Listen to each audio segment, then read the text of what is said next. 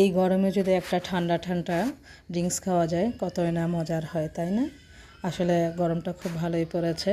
তো আমার বাগানে কিছু মিন্ট লিফ হয়েছিল, তো চিন্তা করলাম যে আমার এই বাগান থেকেই আপনাদেরকে কেননা একটা মিন্ট লেমন জুস বানিয়ে দেখাচ্ছি না। তো চলে গেলাম বাগান থেকে কিছু মিন্ট তুলে নিয়ে আসলাম। সেখান থেকে ভালো করে ধুয়ে পরিষ্কার করে নিয়েছি। তো এবার আমি মিন্ট লেমন বানাতে চলে যাব। তো এর আগে আমি একটু ডেকোরেশন করে নিচ্ছি। আমি যতটুকু জানি আমার জানা থেকে আমি ডেকোরেশন করার চেষ্টা করি, আসলে জানি না আপনাদের কেমন লাগে। তো আমি চলে আসলাম এবার জুসটা বানানোর জন্য।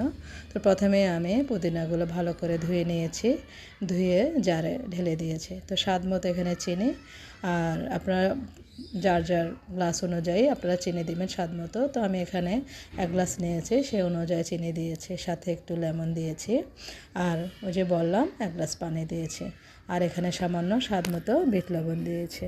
আসলে মিট লেমন বানাতে বেশি কিছু উপকরণের প্রয়োজন হয় না।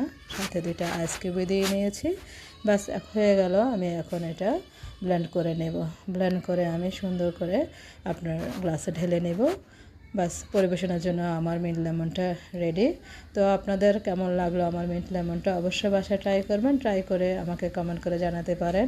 আর আমার কিছু রেসিপি আমার দেওয়া আছে পেজে, দয়া করে চেক করে আসবেন, একটু দেখে আসবেন। আল্লাহ হাফেজ।